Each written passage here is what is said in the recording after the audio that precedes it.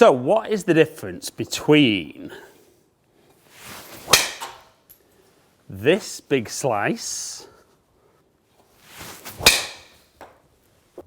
this big hook,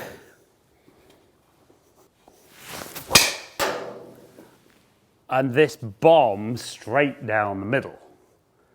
So today's video, guys, is something more about what you're going to feel in your swing that's going to help you deliver, particularly driver, quicker, with more control to get you hitting the ball longer and straighter than ever before. So when we swing the golf club, our two hands are the only parts of us that touch the club. And position of hands, you know, we talk about strong grips, weak grips, neutral grips. One thing that very often gets overlooked is grip pressure. Now, when I was growing up, which was quite a while ago, to be fair, a couple of the things I used to get told was, imagine you've got a tube of toothpaste in your hand or a baby bird, and you want to be that kind of soft and gentle with it that you wouldn't squeeze the toothpaste out or hurt the bird. Now, I'm a big believer that it's not absolutely the same for everybody, and I do think as you swing faster, you probably do need a little bit more grip pressure than somebody who swings very slow. And I know, for example, Bryson, with what he's working on at the moment, is working on improving his grip strength so that he can physically hang on to the club long enough. Now, unfortunately, we're not all at Bryson's speed just yet, are we? I mean, feel free to comment below if you are. But obviously what Trackman was showing there is my delivery of the club, the path and where the club face pointed was very, very different shot to shot. And the way I actually changed that was by having different grip pressures. So if you're down at the range watching this, or next time you go to practice or play, work through what I'm talking about and see which grip pressure for you gives you the shot that you're after or the best possible shot. So for me, I like to talk about grip pressure as a scale of 1 to 10. So 1 out of 10 would almost be dropping the club, and 10 out of 10 would be absolutely strangling it as tight as I could. Now, definitely for me, as my hands get tighter, it feels like that club face, I struggle to get that closing, so it feels like the club face would be more open. So I'm actually just going to hit some shots, keeping the grip pressure however I've got it at address, consistent throughout the golf swing, and let's see, without me trying to change anything else in my swing, how it affects delivery, how it affects strike. And this just might be something that for you, you think, wow, I've been too low on the scale because I've always been told, you know, don't squeeze the toothpaste out. Or maybe you've been too high on the scale and that's why I've struggled to get that club face control.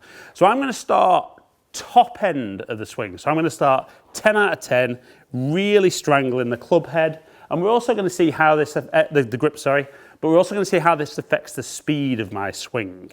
So if we go really, really tight, white knuckles, off we go. No massive surprise there. Curving out to the right, 105.6 mile an hour, 143 ball speed, club face 5.7 degrees open, and a particularly unimpressive 203 yard carry, 216 total, way off line. So straight away for me, I'm thinking 10 out of 10. Definitely not a good grip pressure for me. Now, interestingly, when I was a junior, Nick Faldo was world number 1. Sorry, Sir Nick Faldo was world number 1. And he used to talk a lot about under pressure, how he'd grip the club a little bit tighter, aim down that left side, put a swing on it, and he knew that he was definitely going to fade the ball. So potentially, if you're somebody that hooks the ball like me, maybe a bit more grip pressure would square that up. So now let's go other end of the scale. So I don't think I can grip it at 1 out of 10 because I think the club will come out of my hand. But I'm going to go kind of 3 out of 10. So much, much softer. Can definitely feel the weight of the club more. And it definitely feels like the club wants to kind of release and rotate more. So let's set up again. Let's go 3 out of 10 grip pressure.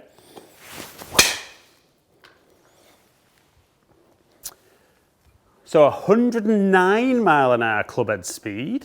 Strike a bit low on the face.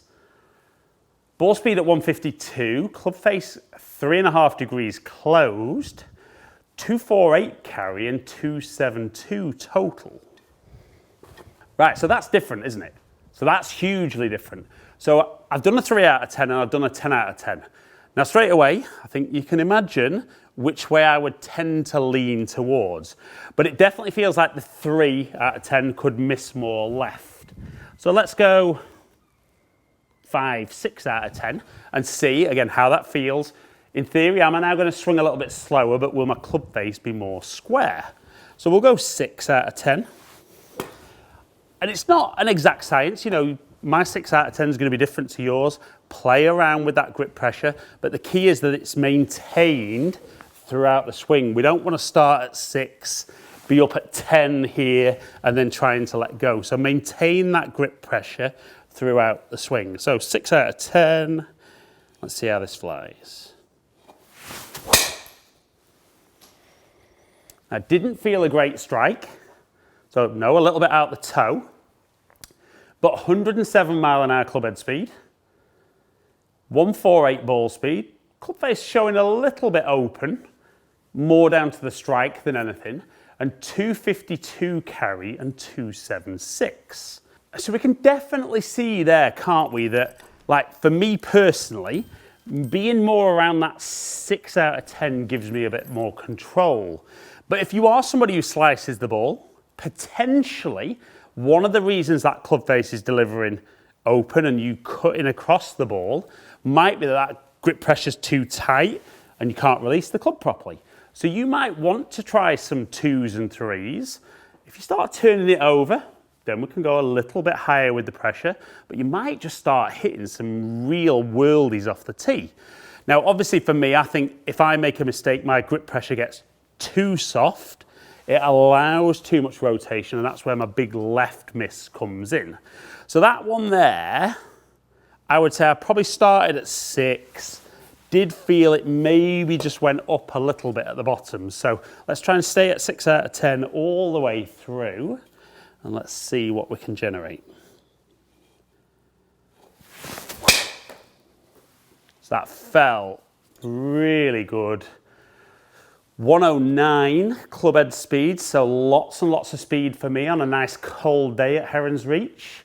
156 ball speed, great control with face and path. 262 carry and 282 total.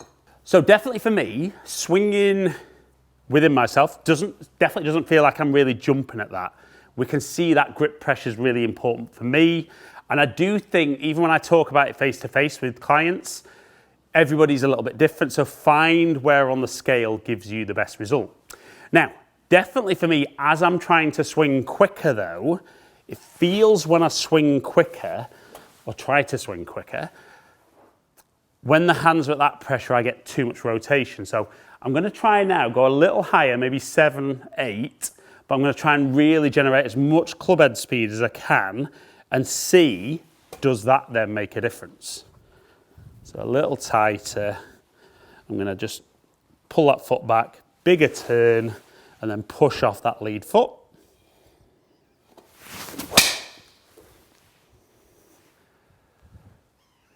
So 110.4 club head speed, good solid strike.